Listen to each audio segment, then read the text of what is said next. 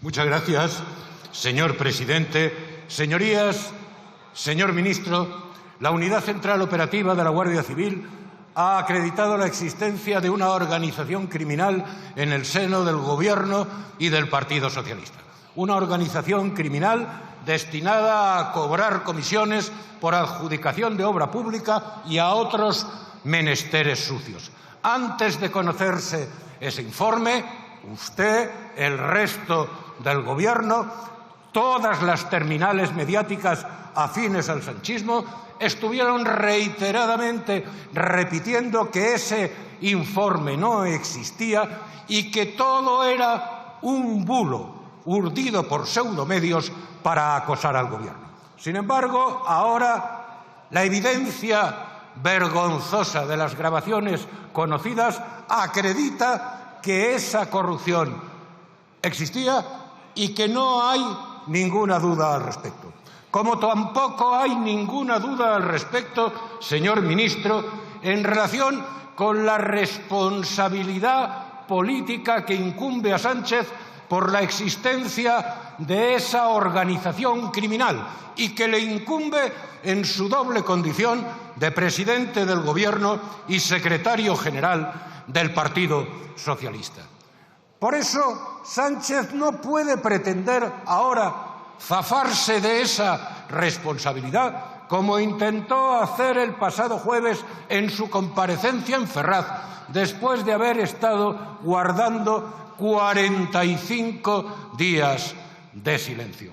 Una comparecencia patética en la que intentó presentarse como víctima de esa organización criminal, maquillado, falsamente compungido y aduciendo que no sabía nada de lo ocurrido hasta que esa misma mañana se hizo público el informe. Es decir, señor ministro, un nuevo intento de tomarle el pelo a los españoles. Porque Cerdán y Ábalos son el núcleo fundacional del sanchismo. Cerdán y Ábalos fueron los hombres de confianza de Sánchez, a los que Sánchez les entregó y encomendó misiones sustanciales para sus intereses, como la presentación de la moción de censura en esta Cámara por parte de Ábalos y la encomienda a Cerdán del trapicheo con el prófugo delincuente huido de la justicia, Carles Puigdemont, para comprarle primero la presidencia del Gobierno de España y después, en el tiempo, lograr conseguir manteniendo su apoyo. Pero es que además, señor ministro, esta organización criminal no hubiera podido alcanzar sus fines delictivos sin la colaboración de altos cargos del Gobierno y otros dirigentes territoriales que le pedían favores a la trama y que contrataban con ella. Por eso, señor ministro, no sirve ahora que Sánchez pretenda irse de rositas pidiendo perdón, haciendo cambios en su ejecutiva, anunciando una auditoría externa que no hace ninguna falta porque ya se la está haciendo la Guardia Civil y viniendo a comparecer ante esta Cámara el 9 de julio, es decir, 27 días después de conocidos los hechos. Pero sobre todo, señor ministro, no puede irse de rositas porque fue Sánchez quien dijo que en política se pide perdón dimitiendo. ¿Dimitiendo? Claro que sí, señor ministro.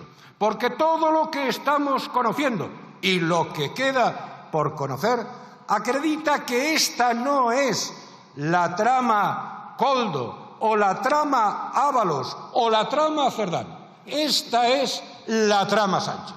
Y desde luego esa realidad no se consigue tapar con discursos farsantes ni tampoco ordenando que se golpee a la gente que pacíficamente se manifiesta en la calle contra la corrupción de Sánchez y sus secuaces.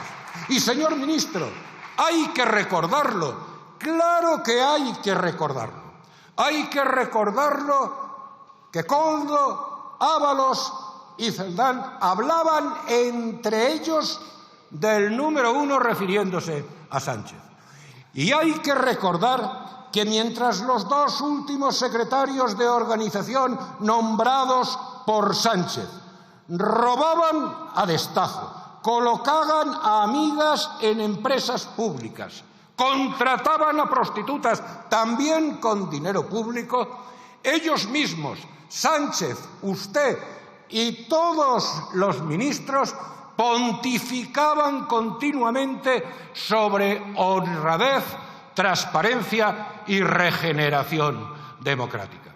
Por eso, señor ministro, a estas alturas hay que tener una inmensa desfachatez para tratar de reducir todo este asunto a un mero error protagonizado solo por dos personajes, o como Sánchez ha dicho esta misma mañana en esta Cámara, una anécdota. ¿Va usted a decir lo mismo ahora cuando suba a esta tribuna? Mire, señor ministro, hay que tener mucho cuajo para escribir una carta a la militancia como hizo Sánchez ayer y decir que en estos 7 años de gobierno se ha avanzado mucho en la lucha contra la corrupción, cuando Sánchez tiene imputados a su esposa, a su hermano, a su fiscal general, a sus 2 secretarios de organización, uno de ellos exministro, y todos los que todavía quedan por caer. Y hay que tener mucho cuajo, señor ministro, para escucharle a la vicepresidenta Montero, que se acaba de ir, decir que el informe de la UCO no acredita que se haya producido ninguna adjudicación irregular, porque basta acreditar influencia para cobrar una mordida. Señor ministro, hasta este grado de desfachatez podemos llegar. Pero mire usted, la cuestión de fondo es preguntarles qué es lo que más va a aparecer. ¿Va a aparecer financiación ilegal del PSOE? ¿Van a aparecer otros dirigentes o exdirigentes socialistas implicados en esta trama? ¿Va a aparecer dinero en el extranjero? ¿Van a aparecer negocios en Venezuela, en Marruecos, en China o en la República Dominicana? Y, por cierto, señor ministro, ¿por qué vuela tanto el Falcon presidencial a la República Dominicana? ¿A quién lleva? ¿Para qué? Y desde luego también, señor ministro, quedan muchas respuestas por contestar. ¿Por qué se le permitió a Cerdán retirar su despacho en Ferraz en vez de haberlo cerrado a cal y canto y puesto a disposición de los investigadores? ¿Por qué no se le abrió expediente de expulsión inmediato?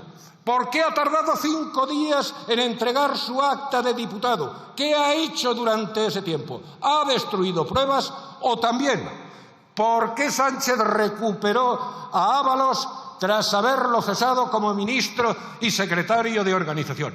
¿Por qué se le ofreció colocación en una consultoría afín y pagar sus gastos legales de defensa si guardaba silencio? ¿A quién se pretendía proteger con esa oferta? Y, por cierto, ¿esa misma oferta sigue ahora vigente o no para Santos Cerdán? Y oiga, y permítame, señor ministro, en lo que a usted concierne, ¿tiene Koldo grabadas conversaciones con usted? Porque parece que sí. ¿Puede tener la amabilidad de informarnos sobre qué conversaban? Mire, en definitiva, señor ministro, hay que tener un conocimiento muy poco exacto ya de la realidad y de lo que piensan los españoles para que Sánchez aún se atreva a salir diciendo que el Partido Socialista es una organización limpia y que se atreva a transitar desde un discurso lacrimógeno el jueves hasta un discurso chulesco y desafiante ayer que es impostado y ridículo, porque solo acredita desconcierto y miedo. Así que concluyo, señor presidente. En cualquier otro país, un escándalo como este, revelaciones como la que ha hecho la UCO, hubieran determinado la caída fulminante del gobierno. Aquí no. Aquí Sánchez pretende resistir atrincherado en Moncloa, negando la realidad y amparado por unos socios que, por hacerlo, se convierten en este mismo instante en avalistas y cómplices de esa corrupción, por mucho que digan y digan que están en contra de ella. Por eso, señor ministro, también, por todo esto, la realidad dice que ustedes cada vez menos engañan a los españoles.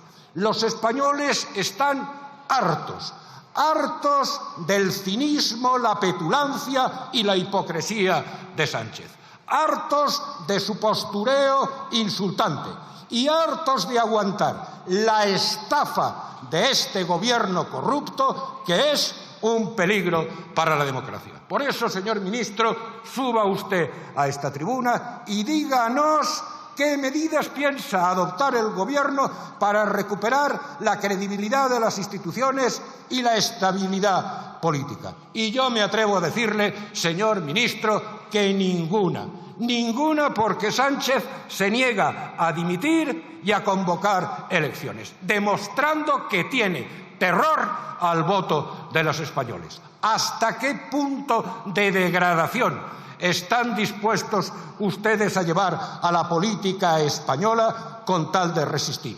¿Hasta qué punto creen que España puede aguantar esta agonía? Suba a esta tribuna, señor ministro, y responda, sin demagogia, sin insultos, sin argumentario y sin mentiras. Por respeto a los españoles, hable a las claras, si puede, sabe y se atreve. Nada más y muchas gracias.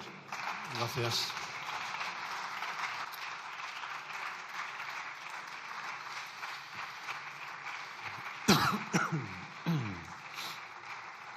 A continuación tiene la palabra en nombre del Gobierno el señor ministro de la Presidencia.